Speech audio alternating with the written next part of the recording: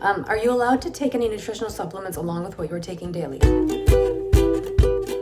They give you actually a lot of supplements, especially in the beginning. There's a multivitamin, there's folic acid, there's vitamin C. They give you a bunch in the beginning, and I think you continue to take multivitamins. The answer is right now I'm not doing anything outside of what they're telling me to do. I'm remaining very much on that, and then at some point I'm going to ask about vitamin D. They take you off vitamin C when your wounds heal, and I'd probably like to continue to take vitamin C. And vitamin B12 I'd like to take. So these are all just things you discuss with your doctor.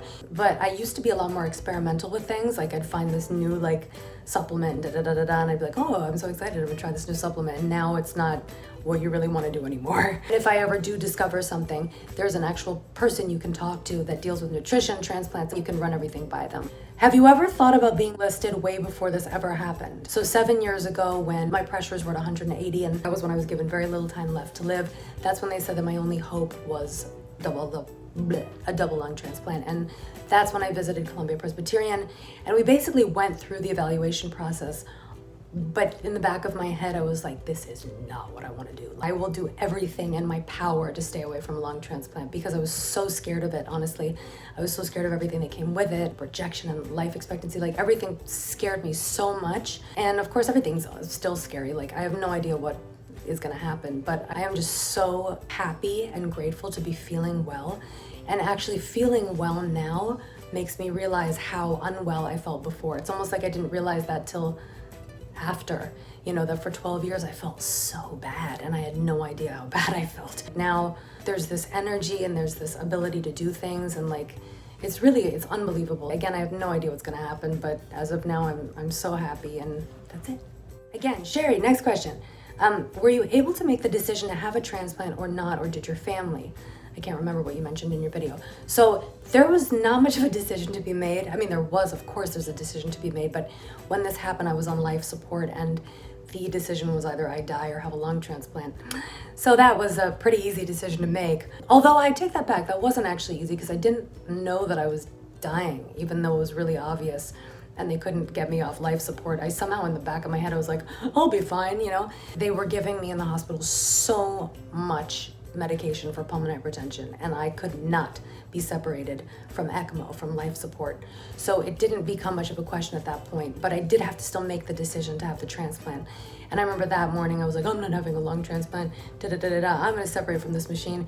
And I remember taking one final walk, having taken Tyvaso, which always helped me, and it didn't help me. And my doctor was so smart to let me take that walk, because once I took that walk and I was like, oh my gosh, Tyvaso, which by the way was nothing compared to the drugs I was on. Tyvaso was like air, but for some reason it made me feel like it was gonna help me. But I took that walk and it was terrible. I couldn't walk, I couldn't do anything. They couldn't disconnect me from ECMO. So at that point I was like, I wanna do this. I really want to do this. That evening I called everybody and I was like, I'm ready to be listed and I would like them to come in tonight. Of course, as if that were gonna happen, But miraculously, lungs came in just in time. Oh my goodness. I'm sure it's bittersweet losing Steve, but so glad he's always gonna be by your side. For those of you who don't know, Steve Martin is my oxygen tank, and we were very connected, literally. He is still in the house.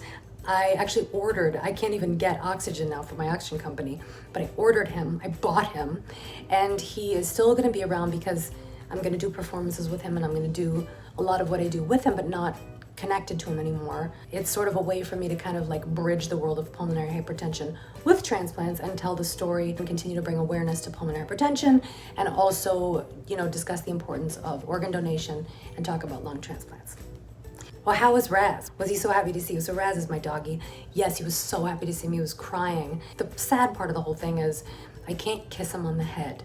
If you don't want to get germs and any bacteria or whatever, and I don't understand how it works, but you don't want to get any of that into your lungs. So now when I pet him, I have to wash my hands, and I used to kiss him on the mouth all the time, which is something I clearly can't do. So that's sad, but I think we're okay with everything I've gained. I think I can handle not kissing my dog on the mouth, but I'm so happy because I can play with him now. I could chase him around the house, and I couldn't do that before. Next question, do you have any physical limitations? So lung-wise, I would say no. I feel like I'm capable of doing everything. I feel like I could climb Mount Everest right now, which is crazy. But my limitations come from just my specific experience with ECMO, because I was connected to these ECMO tubes. ECMO is life support, for those of you who don't know, and they're huge tubes that go into your legs. And my legs blew up, and I lost sensation in my legs, and I have so much pain in the legs. So that's a limitation for me specifically. And then my stomach is actually quite limiting because it hurts, especially when I exercise, it hurts more. Those are very specific to me. I don't think that's an actual like lung transplant thing. You do have to build your lungs up, but I feel very capable of doing everything, which is amazing. When were you able to shower? I remember being in the hospital for 21 days. Going home to shower was amazing, and also the scariest thing on the earth. Yes, that is not the answer. Is yes. Yes is not the answer. I think you could shower in the hospital before you go home, but I didn't want to. I was scared. So I was using all these wipes, and I still sometimes use like these sanitary wipes because I'm nervous. But yes, you can shower when you go home, and they actually want the water to get on your wound a little bit and clear it out. I tend to like baths, but they don't want you in a bath for quite a while because they don't want your wounds to be soaking. How was your first walk after surgery? So again, in my case, very difficult, but just because of my legs, because I couldn't move my legs. So that was, well, I could move them, but they were really, really painful. Lung-wise, actually it took a while because it takes a while for, at least in my case, for my lungs to expand. So when I first woke up from surgery, I was actually really scared because I couldn't take a deep breath. And then it took me a couple of days to kind of be able to actually open my lungs. And in the beginning, I was like, oh no, did something go wrong? Because I couldn't take a full breath. I mean, I could take a full breath, but it's hard to explain. It's like you can't expand your lungs enough to catch your breath. So it takes a little bit.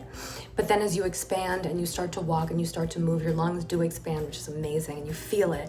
And then you can really breathe. So this was the last question from Evil Blonde 1, and I actually answered it. It's about switching up my diet due to the rejection meds. Have you had to be overly cautious about COVID restrictions and smoke fires?